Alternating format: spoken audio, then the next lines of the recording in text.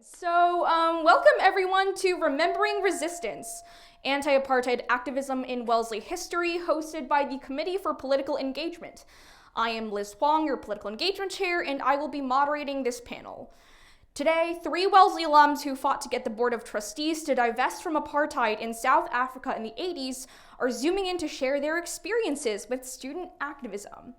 As Nelson Mandela once said, true reconciliation does not consist in merely forgetting the past. It means doing the hard work of remembering our history and correcting present injustices. So let us listen to our incredible panelists and remember together. We will now be moving into the panel questions.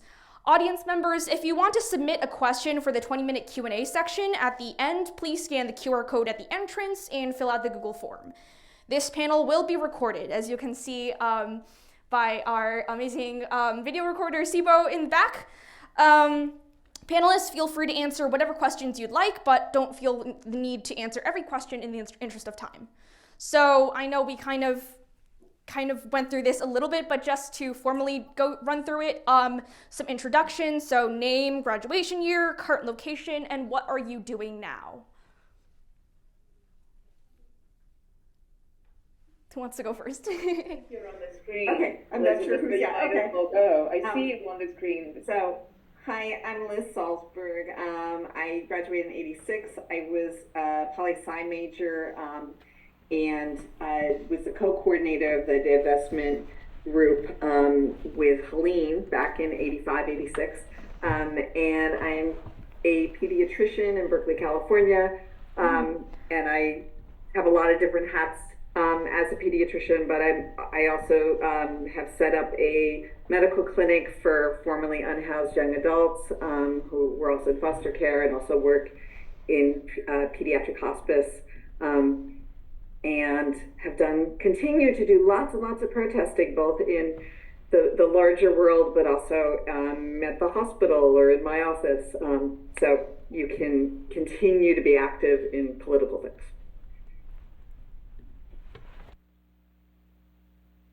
Who wants to go next? Should I just go? Sure, yeah.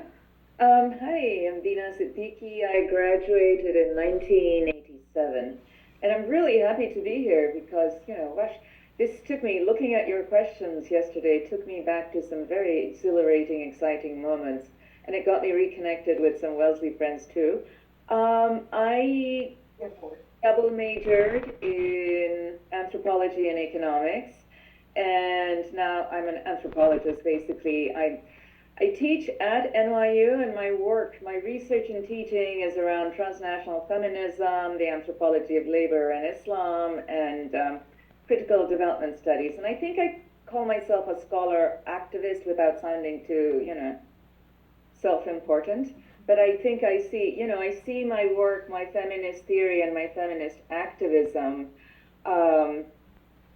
as interwoven. And I was born in Bangladesh. I have a very strong work ties also in Bangladesh. So I feel very much at home both in the US and in Bangladesh, which is the site of my activism.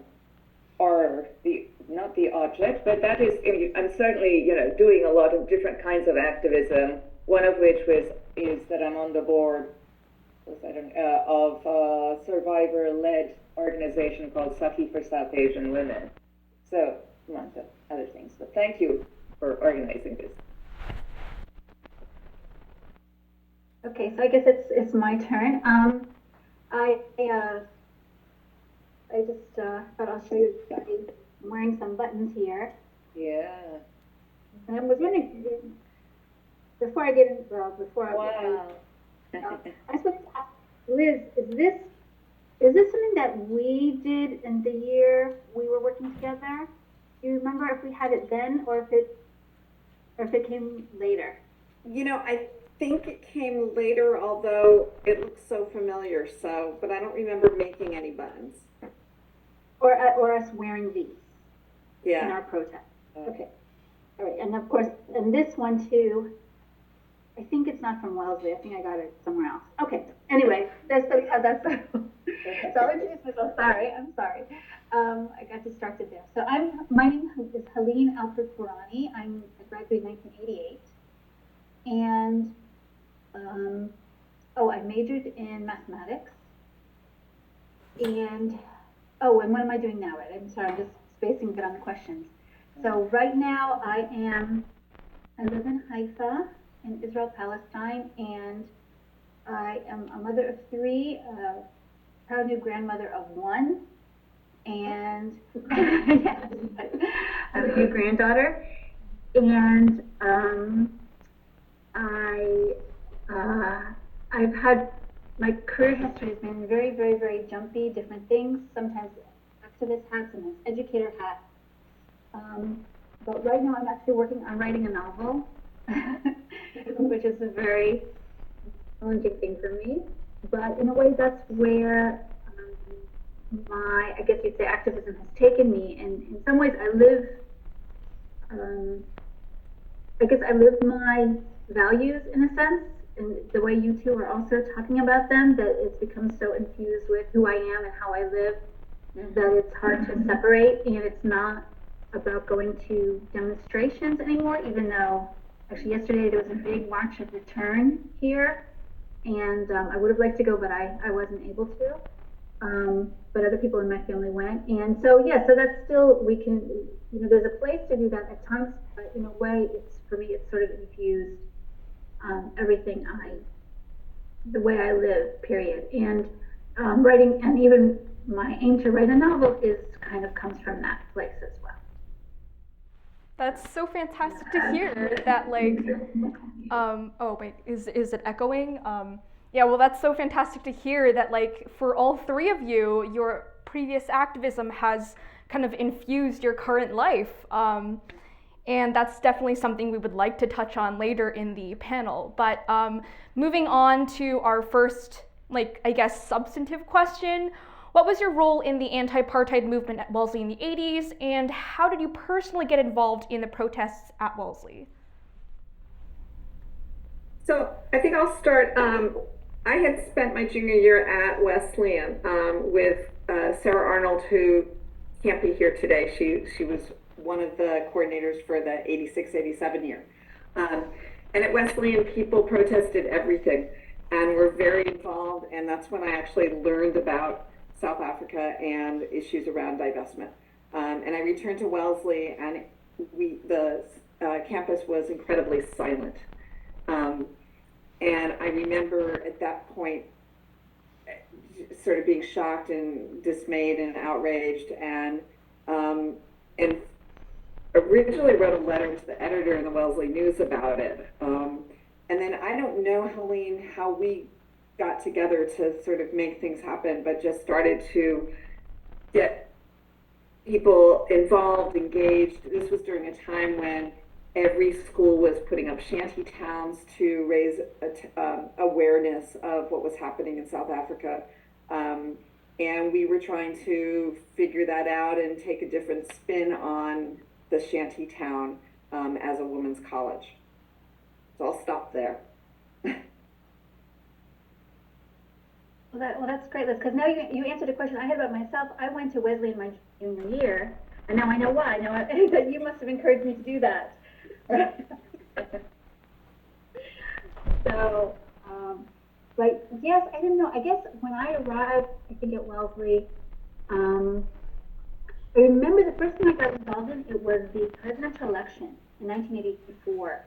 And I remember going down to Boston and helping campaign for Walter Mondale and Geraldine Ferraro against Reagan. And I think I was just maybe I connected with people there. I don't know, but I suppose maybe when you and I must have met somehow, and started talking about it. And I remember it was you and I who were sort of was spearheading things, but we also had three freshmen. It was my sophomore year, your senior, and there were three freshmen. I don't know if you remember them. I cannot remember their names. So, yeah. Yeah, but I remember that it was really great that you and I would sit there and plan things, and we'd go to this, and we would do a hierarchy of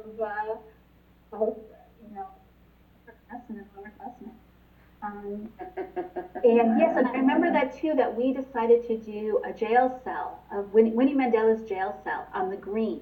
Remember that? And we would take turns sort of operating it, and I think we had little flyers that we printed out, or fact sheets. We had fact sheets, I think, that we would hand out to students to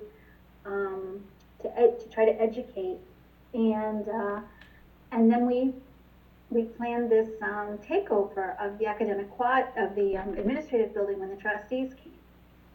Right, Dina, I don't know, were you involved in that? Were you part of that?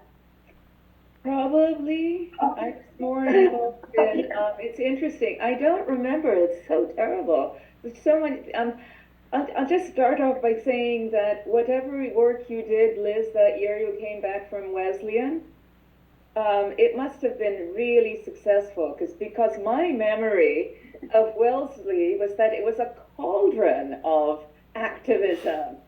What silence? Like by the time that year, my senior year, and I was only there for 3 years. I came in from Bangladesh with 1 year of having done something else, so I probably missed.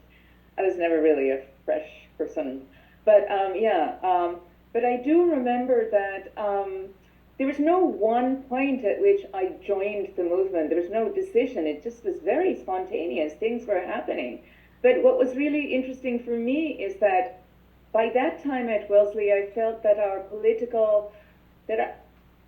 I had a small group of international students with whom basically I went around, whom I must thank for the photographs and jogging my memory a bit. But for us, basically, there was no separation between the education I was getting and how we understood the world around us. Because I was studying economic development, I sort of understood I understood things academically, but politically. So it seemed only right that, what we call racial capitalism today is how I understood, without using that name, how I understood what was happening. And it was really outrageous. And so for us, it was something every day lived by the end of it. Right? So everybody was wearing, I don't know if you remember, but when people got arrested, they put their name as Winnie Mandela. Right. Mm-hmm. Right? And that was, so. I was going to say, we decided that we weren't going to do the shantytown, and so we had read Winnie Mandela's autobiography at that point. Yeah. And she had described the size of her cell, and we thought and we ended up sending press releases to the Globe and the Middlesex News, and so got into the paper. And I sent Liz, I sent you some of those pictures. But I remember, and I don't know if you remember this, Helene, we had no money to build this cell. And we got $50 from the Student Aid Society. And at that time, the Student Aid Society, and it still is, in existence, and they would give money, no questions asked. And we got the $50 to pay for the nails and the wood, because none of us had money. And the second thing was somebody from the Board of Trustees spoke to me, and maybe you, Helene, a couple of nights before we put it up in the academic quad, to say that they had heard we were doing a shanty town, and they had a perfect place for it off campus. And they were going to pay for it. They would support it. They would even get administration people to help build it. And we said, thank you, but we have another place we're going to put it. Wow. Yeah, I did not know that. Wow. And then when we took over the president's office, we did not break and enter because the priest on campus, Connie, gave us keys to the office. And so we got in, and I was taking a class on revolutions that semester with Bill Joseph, who's still a professor at Wellesley, who, if any of you guys are poli-sci majors, take a class with him, whatever it's in, just take it. Taking a class with him too, he's great. And he gave his revolutions class in the president's office that day. Wow. Which was super cool. That's incredible. Well, you guys were talking about resources and not having enough resources to fund the project you were doing, and so kind of leading into like two different related questions. how did you get the resources to fund your activism? And I know, Helene, you mentioned having organizing training, and how did youth or your age play a role in your activism? How did it affect the resources you had access to, and did it affect your ability to be taken seriously by either the administration or by press? Well, it's interesting because I think that we had a lot of support on campus in terms of the faculty, the students. I don't think, unlike today, we didn't meet with much animosity from the people around us. Mm-hmm. And I think there was, of course, the trustees disagreed with us. And if we did something that could make, let's say, I guess what happened when they blocked the road and the police came. And I remember expecting the possibility of arrest. And Liz, maybe you'll remember this too, that I know one resources we had was the Slater International Center. Yeah. And we did training there. We got into cells, right? Is that what they were called? Cells of like 10 people each. And we had some people come and train us in civil disobedience training and what to do in the case of arrest. Now, I don't remember how we connected with them or where they came from. Do you, Liz? I don't, but it was fabulous. Right. And it gave us all, one was the sort of, what's your name? It's Winnie Mandela, but it gave us that sense of calm and organization to complete our tasks rather than being like, oh my God, they're going to arrest us. Yeah, it was really great to I guess to have that support of people who had done it already and had been there and could tell us, okay, you're doing this too, and this is an established way to protest in a way. So, and but I guess the other thing, you had brought up, the campus priest, right? And I remember the advisor for study abroad, and again, I'm blanking on her name, but I remember she specifically left her phone outside her office, locked the door of her office, but had dragged the phone cord out so that we could have access to a phone so the press could call us. And we put her phone number, I think, on the press releases. And I remember that I was the one sitting by the phone answering the phone calls, and you were the one talking to the TV media that were coming. There were a lot of TV media, and I wonder if anyone could get a hold of archive footage from that, from those interviews with you. That would be good. Yeah. Yeah, but that was when we took up, and then of course we left in the morning, and that was part of the agreement that we wouldn't do it for more than 24 hours. So with the administration, because they gave their consent, the president, they all, we took over, but really with their consent, we were nice, ladies or whatever, right? Yeah, so there was a bit of this, I guess, we didn't have to have this major conflict that I think was happening on other campuses.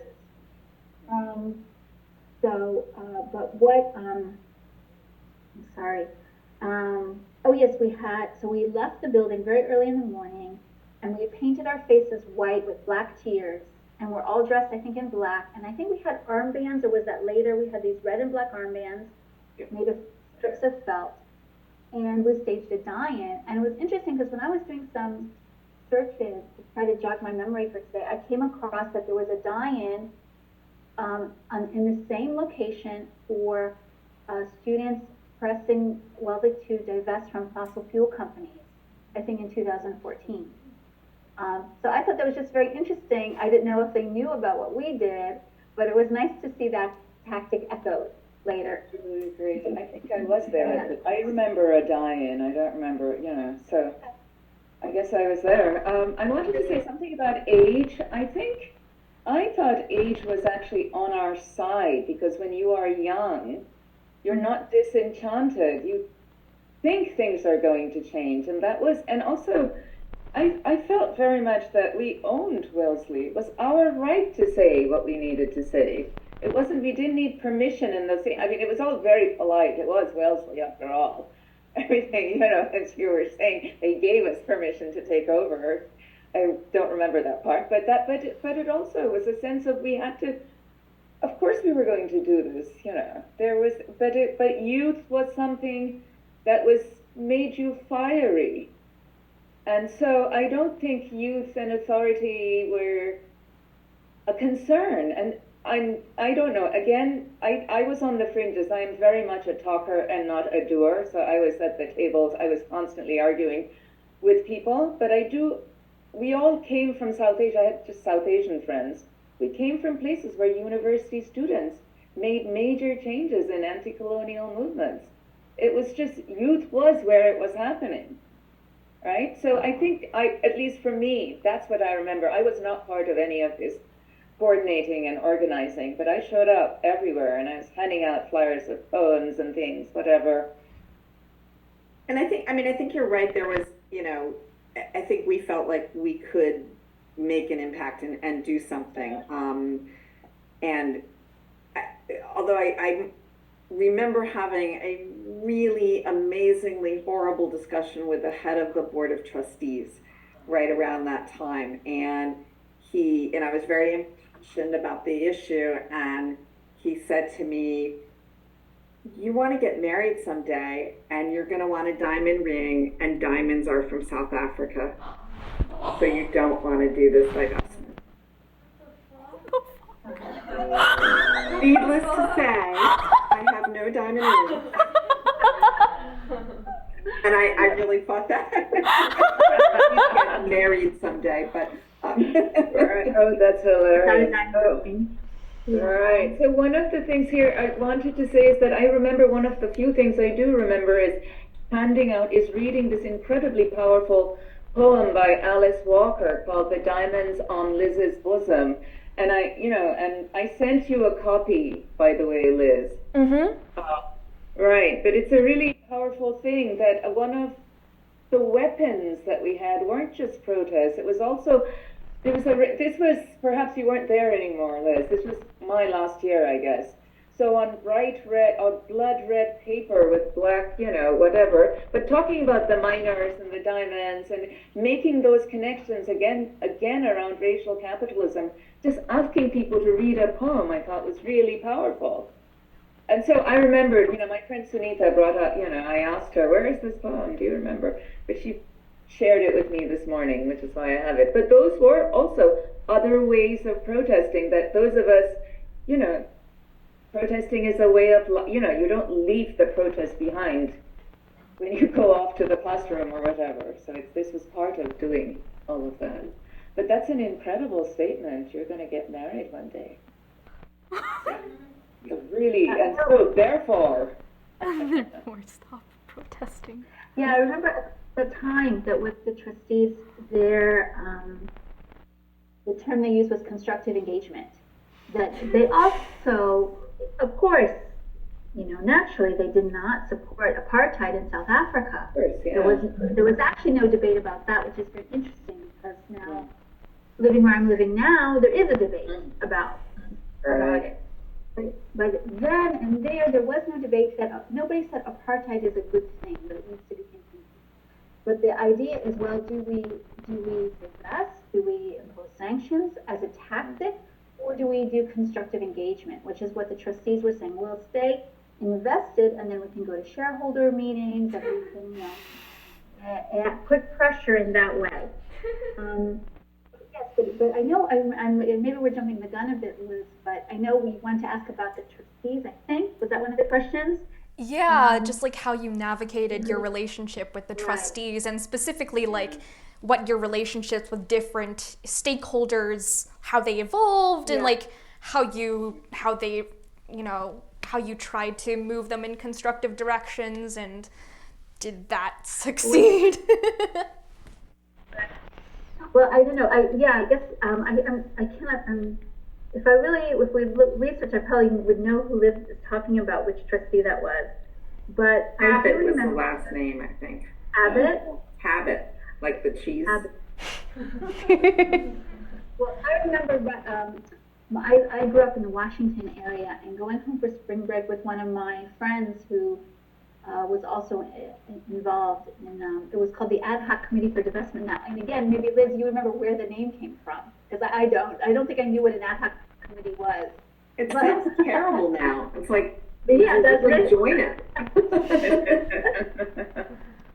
But I remember going home and for spring break, and there were 3 trustees who lived in the Washington area. And when you ask about youth, I think part of youth was being just brazen and bold and confused in a way. But I just wrote, and it was letters back then, of course. I wrote letters to 3 trustees who were in that area and invited them to my parents' house for a discussion. Yes, about and believe it or not, one of them came. And it was Mary Gardner Jones, who was in favor of divestment. I think she was the one trustee on the board who was in favor of divestment, and she came.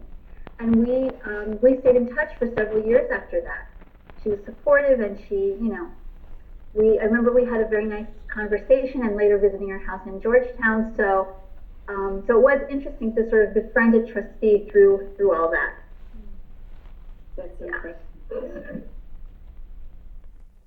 That's fascinating. I didn't know that there were allies on the board of trustees. But I guess, how did you navigate your relationships with other stakeholders? I know the relationship with administration was quite different, and you talked about having a positive relationship with this priest figure. And what about other students? Were other students generally in support, apathetic? What was the general student body energy, and how did the media respond to all of this? I mean, I think initially it was pretty apathetic, and I think, all the people we had handing out flyers and having a visual presence in the quad, got more people involved. And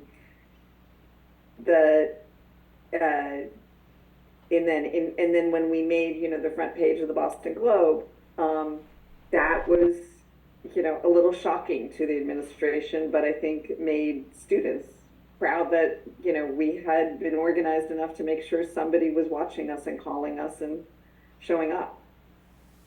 Absolutely, and that was the picture of the trustee stepping over the student, right?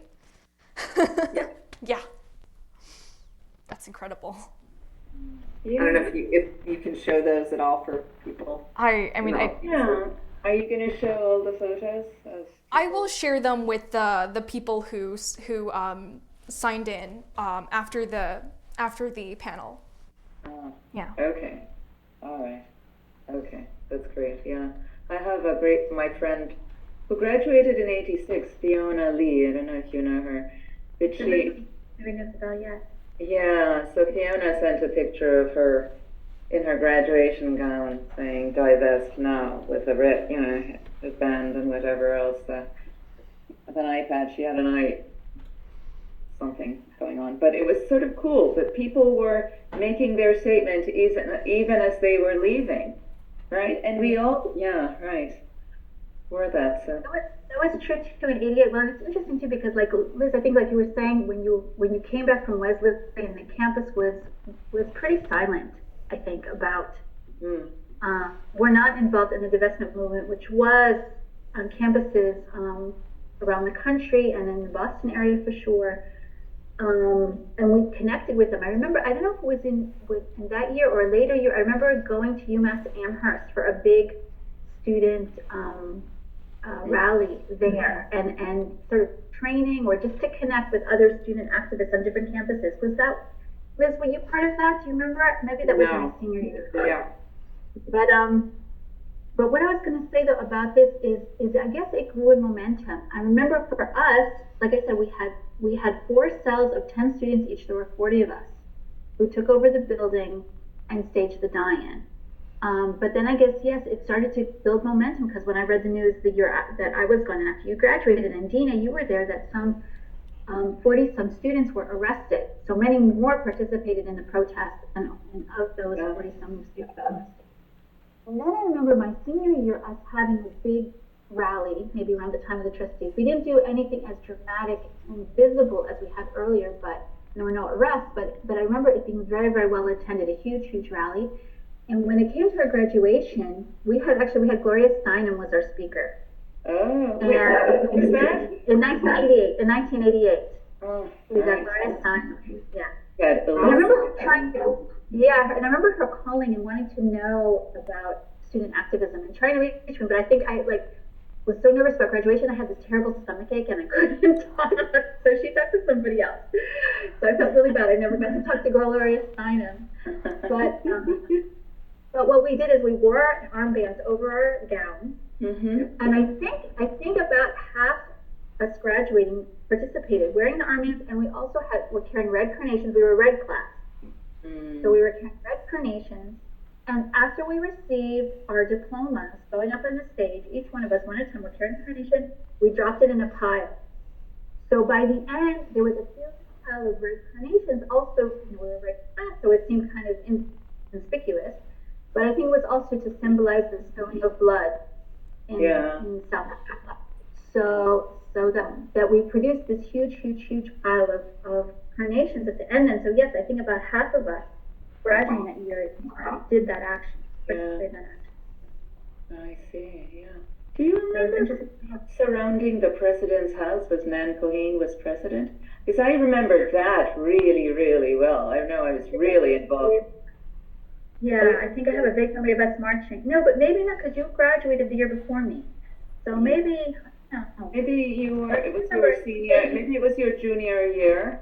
But that was also my junior. It was the middle, but it was late at night, 2 a.m. I knocked on her door. I did that one thing, I guess by that time I was getting, more into having to do and not just talk. But and she opened the door, and we had this talk. What was really interesting is I don't remember any of the conversation. I remember saying, "That's a very counter-revolutionary thing you just said." And she just smiled, and I can't, she just, I don't know, she seemed pleased that I could say that or something. It was just I think I'm trying to say there's something about the administration. They weren't our enemy in that sense. Correct. Right? And it's not the board of trustees, which is very different, but it was perhaps a different moment where there wasn't as much antagonism. Whereas I can't imagine going up, even as a professor, to the president's house at NYU, knocking on the door. There's no way. Well, it's interesting because Nan was very accessible. She taught a class. She taught a political theory class, and my freshman year, I was there over Christmas for some reason, and she had everybody who was still on campus to her house for dinner, and so you felt like you could approach her. Unfortunately, she was somewhat of the spokesperson for the board, right, as part of her job as president. So, so she was kind of caught in the middle of a pretty conservative board.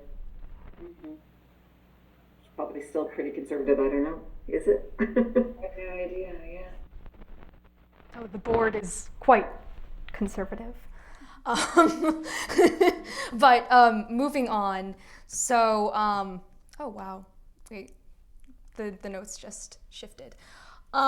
Yes, so Dina, you touched on this in the beginning a little bit, but what did you as organizers do to ensure you were centering the experiences of students of color? Did you feel there were differences in privilege when fighting against apartheid, and how did you balance safety concerns while also respecting student agency, especially when doing the die-in that led to arrests? Well, from what I remember, I don't remember a particular division between students of color versus white students. I don't at that time, as I mentioned before. First of all, I do want to say somebody mentioned Slater. Slater was the International House. I don't know what you call it now. But it was the place it was like a home. It gave a certain kind of safety to the international students who saw themselves not necessarily only as women of color, but as having a different kind of stake in activities like this, because if we got arrested, we would be kicked out of the country. Our education would be at stake. So I think there was by the time I got involved, which was much more in my senior year, in 86 to 87. There was a much more sense of who was doing what, who could be up in the front and ready to get arrested, and who would be in the back. So that was important. And I think class in those days tended to be also really important, rather than so centering the experiences of people for whom the most was at stake, I would have said. I think right now, today, this is a question that is much more relevant today in some ways. Not that race wasn't an important issue, it definitely was, but it was articulated differently. Our issues were so different at the time. Now I know, we were just a bunch of South Asian kids mostly, for us, that's what it was. We came from elsewhere. We came from these post-colonial states. We had a stake. This was for us an anti-colonial resistance too, right? That's how some of us thought of it. Right. So that was part of this. And it doesn't really answer your question, but I think people, there were a lot of debates. My friend Fiona Lee, who was from Malaysia, was just reminding me last night that, there were a lot of discussions. It was very democratic, and it drove her crazy because it took so long to make any decisions. She said it was painful, and at one point she remembers just standing on a box trying to get people's attention and saying, can we stop talking and do something, right? So that's the kind of thing I remember. So having your voice heard, it was, perhaps in those days we just didn't feel we had already, we didn't have a sense of being marginalized because we were a strong little group by ourselves. Also a part of this, but also separate in some way with a very strong sense of self. So, and I don't know what it's like now. Yeah. Liz, Helene, do you have any? Yeah. Our safety was very important to whoever was organizing. Yes. And it wasn't a kind of protective, paternalistic thing. Mm-hmm. It was very pragmatic, right? We were doing our bit, so it wasn't like, oh, you poor little people, go in the back. It's like, okay, let's decide what to do. That's really fantastic to hear. Yeah, so and I'm gonna say on the other end. So you say it's not fantastic. So, and Helene, you may remember differently, but I don't remember when we got people involved looking around the room to see who was missing, who was being represented, who was not being represented. And that was a failure, I would say, of our group. We were very excited to have people, and so whoever those people were, that's who came in. And we did not purposely reach out to include people. We did not exclude, but we did not include. And that was a failure for sure.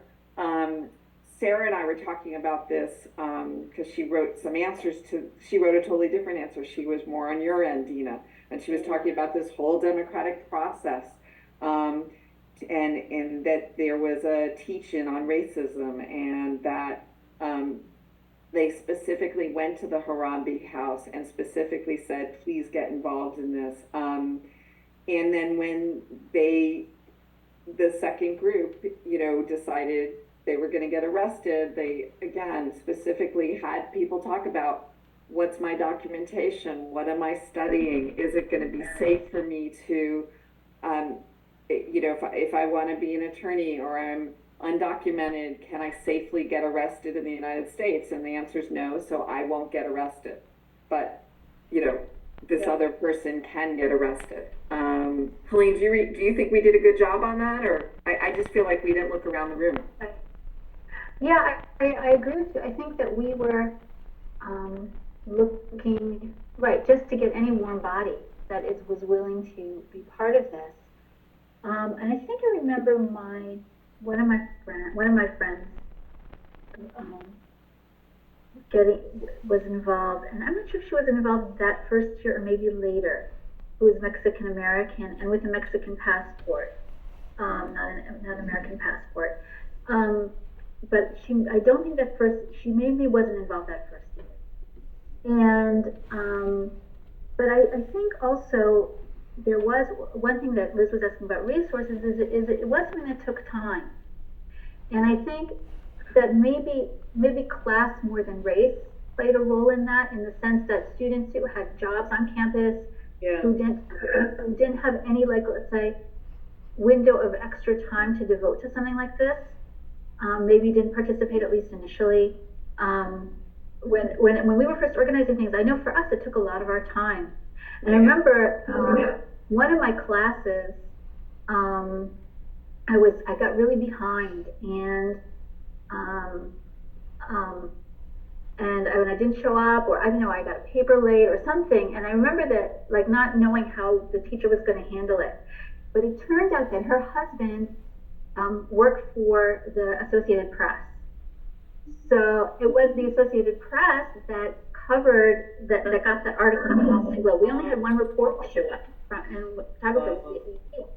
So when he got this ticker tape, this, the thing that gets the red in the machine, and showed it to his wife, and it was my name there on the thing, because I had talked to the press, and she was like, oh, that's my student. So when I showed up in class next time, she was actually rather proud and forgiving of me for being so delinquent. That's fantastic. Yeah, but I remember, like that last week, Sam went to sleep that whole week. So behind. So I would think that again, so maybe it was a more class than race that had affected the time. And or even just also people feeling like, I need to focus on myself right now. My studies are a priority. What am I doing with this, activist stuff? We're not going to make a difference anyway. There's also maybe this certain, not only apathy, but even cynicism that you can make a difference, that your voice matters at all, that you can make a difference. There's no way I would have imagined that what we were doing, we felt so huge what we were up against, that apartheid would be dismantled a few short years later. I wouldn't have believed that, but for me, I felt like, well, I have to speak out. That's my responsibility to speak out. But later, after I went to Wesleyan, I ended up really feeling that class and issues of class and poverty were so foundational. And actually, I left for a semester and worked as a community organizer with Acorn. I don't know if anybody in today's generation is all familiar with it, but our generation has heard of it, especially because it became very famous when Obama was campaigning for president. But that's what I did, is I went and worked in poor Black neighborhoods in Boston. That I took a semester off college, and that summer, before I came back from my senior year. And so for me, that's where I was sort of placing my emphasis. But I don't know if it crossed over really into the anti-apartheid work on campus. It felt like such two totally different worlds. There was another interesting. Sorry. Did you want to say something, Liz? No. Okay, I was just going to say there was another interesting class dynamic. And again, I'm speaking as an international student, so all of us came on full scholarships. Our parents would never have been able to afford a place like Wellesley. So we were already marginal in some way. So we were middle class in our India, Bangladesh, Pakistan, Sri Lanka, right? But we were very much the people who went to the clothes closet. It was, hey, my first 2 years, that's all I ever wore. My parents gave me $200 and said goodbye. That's what I had. But it was so, there was a way in which we had to be a little bit more attentive to the class relations even on campus, which is interesting. Now that you bring it up, I'm thinking, we had our little circle, so we felt okay, but there was a larger bubble, or a larger circle in which we were just a side there, but very securely ensconced in Slater, which was our space, and it was just where we were king or queen. But so those issues were there, kind of, never really articulated though. So to just a funny aside that those students may be amused at, if you got financial aid at that time, they gave you a garbage can and an ashtray so you would fit in with the rest of the Wellesley students. So I got a garbage can and an ashtray. I remember the ashtray. I was a glass. remember the garbage can. Oh dear, that's very funny. Thank I you must for, have it somewhere. yeah. I know people who have their garbage cans. I just don't have mine. No, I don't have mine anymore. Or my ashtray. No, I don't even remember the ashtray. Oh, funny. Yeah, thank you for giving such a comprehensive and multifaceted answer to this question. And so I guess moving towards more practical advice for student activists today, how did you break through? You talked about apathy and cynicism among the general student body. How do you break through that? What advice do you have for students then and students now?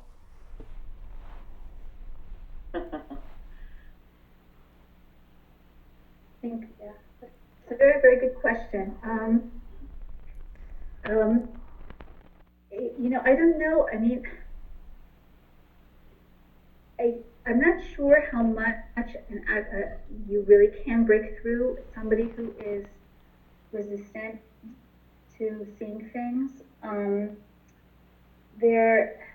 I feel when people do sort of wake up or shift their saying wake up, which is pejorative to say that I understand things or I say that they don't. But let's say shift perspective and begin to see things that they didn't see before or understand things in different ways. There's a term that they use is cognitive dissonance, right? That I think that something happens that tells people, wait a minute, I have to do a paradigm shift here. The way I've been thinking isn't working anymore. So I guess there's that question of if that can be planted, I'm not sure, or if circumstances or a situation might create that in someone's life. I'm actually reminded of, I think she was a fellow activist with us. I don't know if any of you remember her, Andrea Cizo, we would call her Zoe, I think. Bring a bell. Anyway, she went to Berlin, I want to say her junior year, or after graduation, and I visited her after graduation as well. In Berlin, I was doing a trip around Europe, and I remember her telling me that, I guess I was saying that, what I want to do is I want to change the world, right? And she said something that I'll never forget, and she said, the only one you can change is yourself. And I think she's right, and that doesn't mean that we have to throw up our hands and think we can't do anything, but that it maybe really starts with us inside. And so that maybe to try to work on seeing the other person, understanding where they're coming from, staying yourself. I think that this is something that I face in a way a lot in my life now, because I have certain understanding and perspectives of the situation where I live in the world, and I'll get people who will pass through, visit, I'll meet them in the States, family members who will hold on to a very, very, very different narrative and a very, very, very different perspective. And the question for me is, how do I deal with that? Sometimes it can make me very uncomfortable. But on the other hand, I'm also sympathetic to them. Like, I understand that they're limited in how they see the world. And so I guess for me, what I just try to do is see where can I break the surface of the water just a little bit. Not being intrusive, not being domineering, not saying I'm right and you're wrong, but just maybe getting people to question just a little bit, to begin to see things just a little bit and from a different perspective. And I guess that's the hope. The image I have maybe is of like a still pool of water, right? That maybe if just the tiniest drop falls, little ripples will break the surface and fan out. And that's all we can be, is that one drop. But maybe if there's many, many drops, there'll be a storm, right? That'll have major effects. But each one of us in our own life, we can try to be that little drop of water, that gentle, slow, soft drop of water. That was a beautiful metaphor. Thank you, Helene. Yeah. All right. So two more questions before we move into Q&A.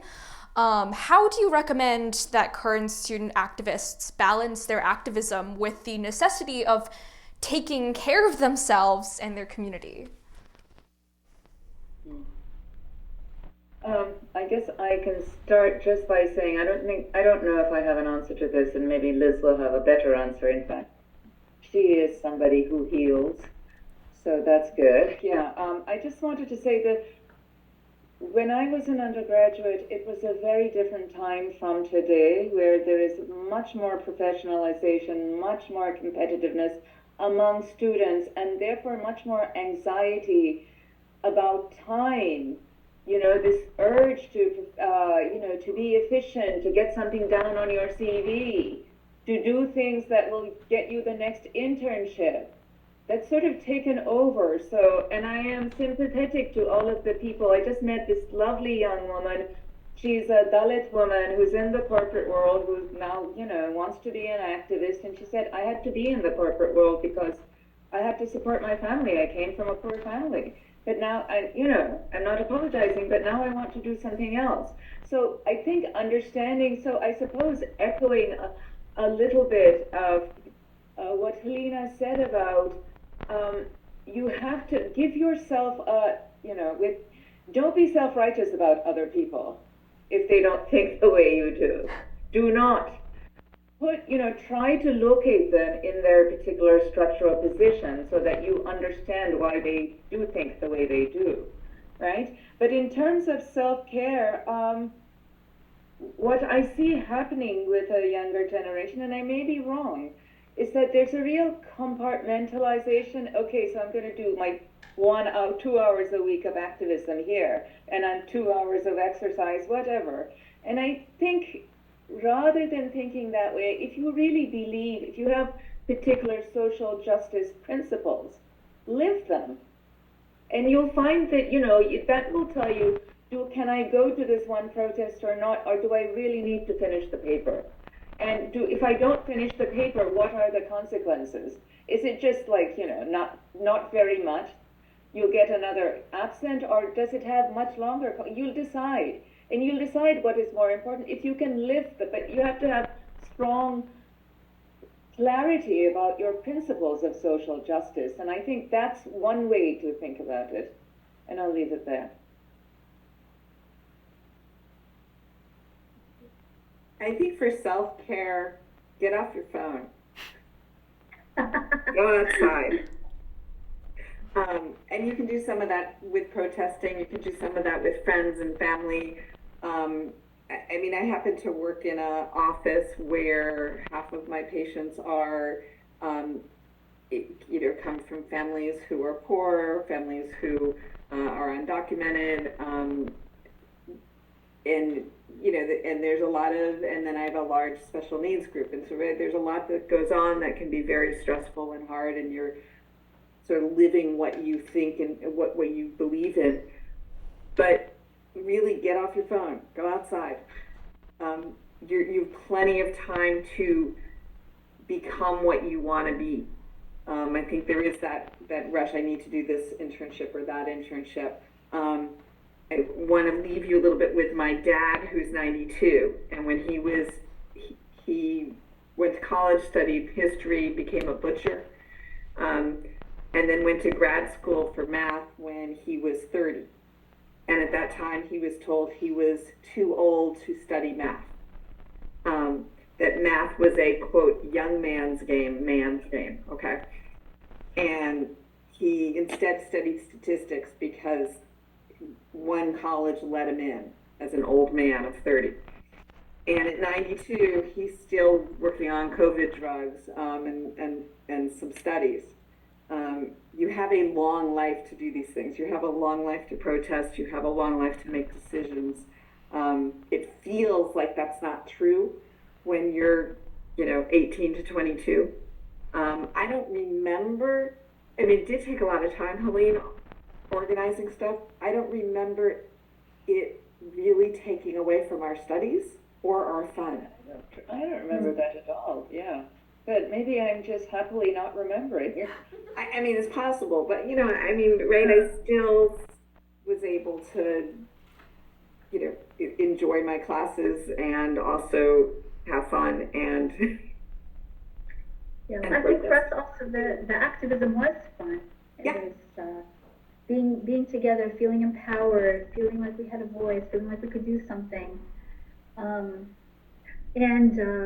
But yeah, I think it's interesting what you're saying that I think it's interesting to think about taking it slow and having it be part of your life rather than you have to drop everything to be an activist.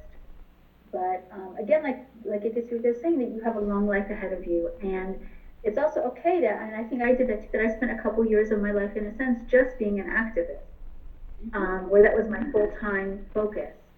And I'm very glad I did that. I don't think I lost anything, and because I did that. I went back to grad school. I got a PhD in math education. I taught college for a number of years. Then I gave that up when I moved here with my husband and made his career and raising my children a priority, so that I did I just did some work here and there that I could try to bring some money into the house, but I didn't really have a career for years and years. And that's okay, because I think one thing too, I think it's interesting, both of you are saying that stay away from the phone or don't be obsessed about getting this or that thing on your resume, that there is time for everything, and that what's most important, I found, and now looking back, not that I'm that old of a lady right now, but looking back on, I guess it's been, 35 years, it'll be, since I graduated Wellesley, that what most important in my life, and I think that's something that I'm sure that Wellesley still emphasizes, is what's most important is that you learn how to learn. And to learn new things, and to be adaptable and flexible, and to be courageous and bold and trying new things. And so I've done many different things in my life where I'll just spend a year doing something else. Like, we bought a home that needed a gut renovation, and I, for a year, was in a sense, the contractor. And I had to learn everything about renovating an old stone home, mostly in Arabic, some in Hebrew, and people were very impressed, because of course they didn't expect a woman to understand these things, and yet I was proud that I could figure it out, and so that was my job for that year. But like I said, anyway, so I think there's so many things that we can do in life, and just to be prepared to, I mean, both of you guys, seems like you have amazing careers, Liz and Dina, right? That you've really advanced in your areas of expertise, and I can't say the same about myself. But we can, I don't know, I'm kind of getting lost here. I guess I'm just saying, just follow your path wherever it takes you, and don't be afraid, and don't feel obsessed with having to get to a particular place by a particular time. And let your activism be part of it, and of course, care for yourself has to be a very big part of it as well. Stay in shape, take care of your body physically, have a good time, dance, right? All of you can do it all.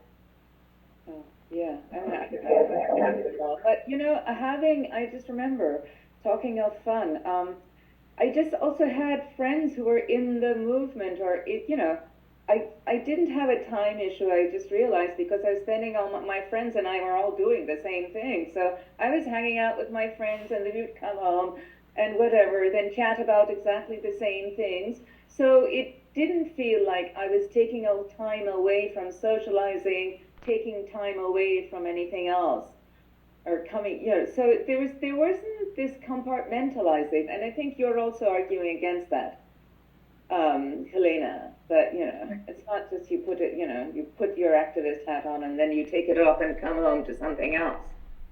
All right. Absolutely. These are all wonderful suggestions, and I'm like a strong through line I'm getting from everything you guys are saying is like living your principles and kind of incorporating activism and protest throughout your life, and not just like, you know, shoveling it to the side. And so kind of like going off of that, what other advice do you have for student activists? Just like very quickly, one last line before we move into Q&A. Go for it. Follow your heart. I have I don't know, Liz, if it's possible to just allow some share. I just have a screen from a protest we did when George. Oh, absolutely. Yeah. Let me just allow screen sharing really quick. There we go. Okay. Okay. When Trump was elected, I participated in a protest at Ocean Beach in San Francisco, where we made a human resist sign. I don't know if you guys can see that. Yes. And so that was part of, we were trying to make a visual for people resisting everything that was happening with the Trump administration. And we did something similar with impeachment as well, for trying to get George W. Bush impeached. But really you can, I mean, Helene said you can, and Dina too, right, you can have fun with your friends, you can do things in ways that, you know, unfortunately it didn't change getting rid of Trump, but it was part of that part of the protest movement at the very beginning. So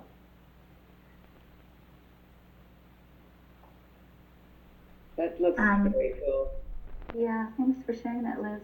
I guess I was trying to think too about this one line, Liz, that you asked for. And I don't know if I could put it in just one line, but one thing is definitely have faith and hope. Continue to have faith and hope, even when it looks hopeless. I think when we were students, there's no way we would have expected apartheid to be dismantled a few short years later, or the Cold War to end, or the Berlin Wall to come down, and we saw it all happen. And or Obama to be elected. Yeah. Right. You know, and I look, and it looks incredibly bleak from where I am right now. But I have to keep having hope and faith that something will change. So that's on the one hand. So keep having hope and faith. And the other thing, though, I also want to just caution against. I think it's really nice how you guys talk about what are your social justice principles. And principles are incredibly important. And it's important to stay true to principles, but not to an ideology. I think ideology can take us into dangerous spaces. Mm-hmm. So to sort of distinguish between that, what are your principles, and to act on those, but not to fall prey to any one ideology or another, or to let something become that it has to be so. Extreme, like party lines, or you know what I'm saying, like keep an open mind and have respect for people who see things differently, and allow yourself also to learn from them and to develop a more nuanced understanding of how things are or how things should be. I have I agree with what both of you said. And having that respect for the other is so important, I think, if you're going to make a difference. In terms of activism, if your activism is also focused overseas, I would say educate yourself in all the complexities. I work on the Bangladeshi garment industry, and I have people say, what should I do? I can't buy a garment that says made in Bangladesh. And I have to say, no, you absolutely have to buy it, because if you don't buy it, there are going to be women who are losing their jobs, so you're not helping the women. So activism for its own sake, without really understanding the global political economy, can really backfire. So I'd say be very careful. You know, activism is great as long as you know what exactly your actions will mean. So I'll leave that there. And I would agree, you know, even, I mean, domestically, I was campaigning for a congressional rep in the Central Valley of California, and water is a big issue. And as they're about to have floods, it's going the other way, but water is a huge issue, and my own political beliefs about water had to be nuanced and changed a little bit to get this guy elected, because he couldn't say, get rid of all the farming in the Central Valley, then you'll affect, 40% of the U.S. population of produce, which is easy to say when you're not in the Central Valley. So learning about the area you're in, really important, who are the players and who are the stakeholders. Mm-hmm. Absolutely. So thank you so much for answering my questions, and now we will move into the Q&A section. I think we have a small enough crowd that people can just raise their hand if they want. And does anyone want to come up and ask a question? Because I think the mic might be a concern.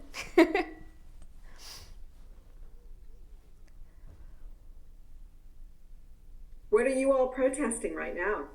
Yeah. Or should I come? Can you hear me, or should I come closer? You can hear me? Great. Wait, yeah, let me give a second to get the mic. Yeah, thank you. Thank you. Okay, cool. So I was wondering, we had a week or two of protests and activism for trans rights on campus, and I was wondering what you would suggest we do to kind of keep that momentum going, because since then, I haven't really heard anything. We haven't had any more sit-ins or protests or anything like that. So what advice would you have to kind of keep the momentum going? Can I just ask a quick question? Congrats on your front page of the New York Times. How did you manage that? Does someone want to take that? I can also talk, but yeah. I think the thing about the New York Times was we didn't want to be on the front page of the New York Times. Yeah. I'm pretty sure that was the issue. It was with not it. a great article. It was not a article that was really supportive of students, and yeah, it platformed Zoom. Yeah, it ended up platforming people. And didn't really give any voice to the actual organizers. Right, because there were concerns about quotes being misattributed to people. So yeah, so I think the organizers quotes. took a lot of a really long time to gather energy to create a consolidated statement, and by that time the turnaround had already the moment had passed. Yeah, but it did draw attention to the issue. I guess did draw attention to the I issue. don't know, what advice do you guys have about navigating big media and not having full control over how your protest movements are portrayed in the media? Maybe have more. I mean, if you have enough that keeps saying this isn't fake and this is a real issue, and these are the issues. That's so valid. I think too, you have an option that we didn't have, which is social media. Now, I don't really know anything about social media. I'm not on Facebook or anything myself. But I imagine that you also have the ability today of getting your message out directly. That it doesn't, of course, bigger news organizations will have more of a reach, but at least there's a place where you can have a clear statement yourself of what you want to say, and you can write a press release. And what we often found when we wrote press releases is that they would be quoted verbatim. So if you learn how to write a good press release, then that also can other people can pick it up and write it. So you may want to have a blog. I don't know. Have a place where you express your own voice as clearly as you can. And the other thing is that you have clear things that you're asking for, clear demands. I'm not sure the state of things right now, but I think that's one way to keep momentum going is that and it's also important to be creative, but to think about, okay, we want something very clear to happen, or we're going to ask for something very clear, and then we'll think of a creative way to express it. I think what you were showing us, Liz, about the sign on the beach in front of the Golden Gate Bridge, you know. There's an old book that I suggest. I don't know if any of you have heard of Saul Alinsky, but he wrote a wonderful book called Reveille for Radicals that has all these great ideas of, and they're called of actions, of protest actions. Just to try to be creative with how you approach it. That also just will be more fun for you, but also can spark other people's imagination. Absolutely. And like Saul Alinsky's the father of modern organizing, right? He's got a whole ton of literature, and he was like involved in like the Obama like campaigns too, right? Wasn't he his trainings helped with the Obama campaigns? Yeah. Yeah. Any other questions?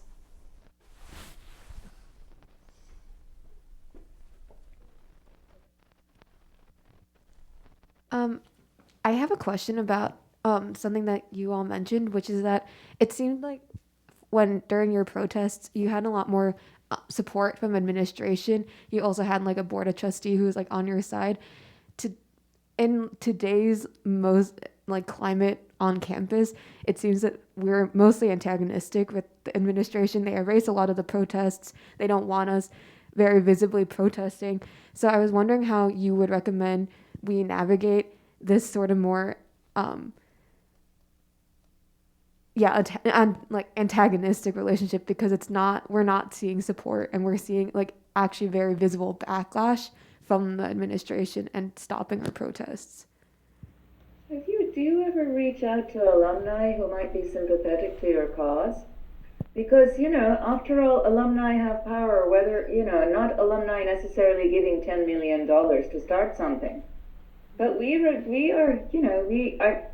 represent something, some connection to the school.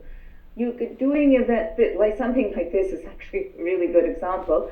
But really, alumni, especially powerful alumni, might be in a position to affect the administration, or the administration today will listen to alumni more than they will listen to students, which I don't think was the case necessarily when we were there.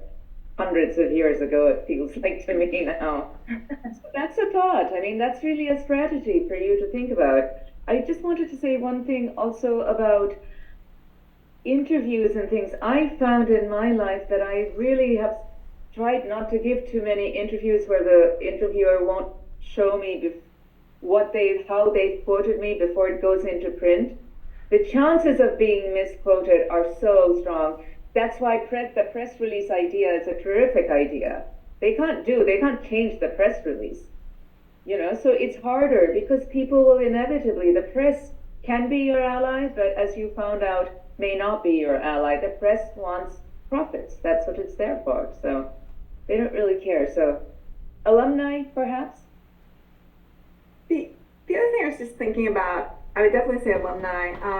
Nan Cohane, who we're speaking pretty favorably of, okay, who didn't come out publicly and say I support you guys, but was again able to have us, do things. Lives in Boston, and I don't know if it's worth reaching out to Nan and saying, how would you approach the current administration? Are there ways that you think would be helpful? And she lives in Waltham, so, or Lexington. She lives in Lexington. So that may be something to do kind of in through the back door. These are all amazing suggestions. Thank you so much. Corinne, did you have a question? Yes. Hi, I'm Corinne. I wanted to ask about your experience kind of bringing younger students into your activist projects so that when your older activists have to graduate, you're not losing all of your leaders. I know that's kind of a problem at Wellesley where we're only an undergraduate institution.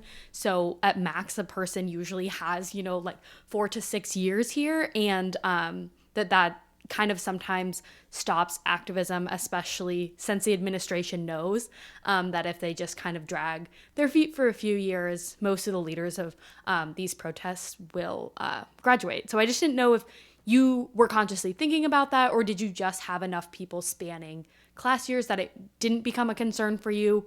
But I know in some spaces I've been in, that's something that organizers have been consciously thinking about as moving forward. I don't remember consciously thinking about it, but it might have been because Helene was 2 years younger than me. So I don't remember, but again, I think I'd go back to Dina's suggestion of get alumni involved. Yeah. I think perhaps again, it depends also on the issue. So those were years when it wasn't just, the apartheid issue wasn't just at Wellesley, as you were saying, it was everywhere, right? There were bound to be people who would follow. Some people graduated and other people came in. If they were politically conscious, this was going to be an issue that they were going to be involved with. So I think continuity was easier with this issue than with perhaps some other issues that aren't necessarily centrally in the news. I mean, yeah, the apartheid regime fell just after we graduated, right? So it was in the news. You can't escape it. Couldn't have escaped it at the time. So that made a difference too. But continuity is a huge problem in organizations. So having not a constitution, but having some kind of understanding of the principles of an organization, something like that, to attract new students, that helps at the beginning of every year. One thing that just came to mind is, we talked about, we had like a die-in, right? Mm-hmm. We took this after the idea of a sit-in, right, or a takeover. There also was something called a teach-in, and I wonder if also when you talk about maybe also having resistance from other students or on campus, that having ways to really have conversations about the issues and for people to really think and explore and talk about their own perspectives, and for you to understand where might there be resistance, why might people understand things differently. Maybe you yourself would also develop a more nuanced understanding of how to approach the issue. So that might also be, and it also can, this way you identify people who can be good future leaders. So that if you have ways to have these kind of teach-in, sort of just even conversations, there may be, for example, people who are very resistant to any kind of change, but be curious about why this is important to people and want to come just to even understand themselves, what's going on. And again, that's in the spirit of what we're talking about, to take maybe, a gentle approach rather than, let's say, necessarily a confrontational approach, where people can really have conversations and open up and talk about their confusion or talk about their resistance or talk about their own experiences that make it hard for them to face, to see things differently. Anyway, so that's just a thought of where another place where you guys could take this. I was also just thinking when we were first year students, there was a reading list we had to do before we entered Wellesley, and I don't know if that's still done. You're given us certain books to read, and they were all feminist books, all subjects I had never really thought about, and I remember being somebody at and they were in your dorm, and there were these teas that you would have these discussions, and I remember people talking about lesbians, okay, and this was and there were a lot of students going, oh my God, what's that? And I was confused that people were confused, because I had been raised in a family where my mom's best friend was gay, and her partner and my parents would double date a lot. So, and I remember calling my parents going, this is so weird, like people are talking about it like it's this brand new thing. Well, I don't know what their problem is, but it was an intro to that. Coming from Berkeley, California, I would say now it would be, again, totally bizarre to have a conversation about gender and trans rights because our kids, my kids were talking about this in elementary school. So, but I don't know, is that still being done at Wellesley, that there's like book reading and discussions? Okay. No. That was part of orientation. No, I think Wellesley has lost a lot of its traditions. I mean, like, and a lot of, I think, but. I mean, we read Toni Morrison and Virginia Woolf and trying to think. That'd be fun. Yeah. That's something to think about for next year. And discuss those things. You don't just read them, though. Yeah. But, yeah. That's kind of fantastic. And I think that's a good place to wrap up. Something to think about for the future. Well, thank you so much, guys, for being here. And thank you all in the audience for being here as well. I think this was a really fantastic learning experience for all of us, and to get to meet you guys and learn from you and kind of like get information and like pass down this like history of student activism. Are there any like closing words before we wrap up? It's super fun for me. It was so wonderful. I mean, I haven't thought about this stuff in a long time. I haven't even thought about Wellesley for a little while. So it's really wonderful. Yeah. Thank you for bringing us together. Thank you. And I know on my end, certainly if you're out in California, certainly look me up. And if you guys have further questions, you can send me an email. Liz has all that contact. New York too, now that I think about it. Oh my God, yeah, because I'm from Long Island, so yeah, that's amazing. Over here in Haifa as well. Everybody's welcome to visit. It's global. Yeah. All right. Liz, I have another request, if I may. If you could put all of us in touch, the four of us, to be in touch, because I recently I just reconnected because of the research for today. There's a place that is archiving things from this time, student or activism around apartheid. Yeah. And they're really interested in information, any kind of artifacts, pictures, all of that. So if we could all be in touch, so we can try to pull resources and get them what they'd like. Yeah, amazing. That would be so great, because my friends have so many, amazing photographs of the shanty towns. I sent them to Liz, actually. Yeah, that's okay. Yeah. So let's reconnect after this. But yeah, how's everyone feeling? Right. Thank you. Thank you so much. Let's give them a round of applause.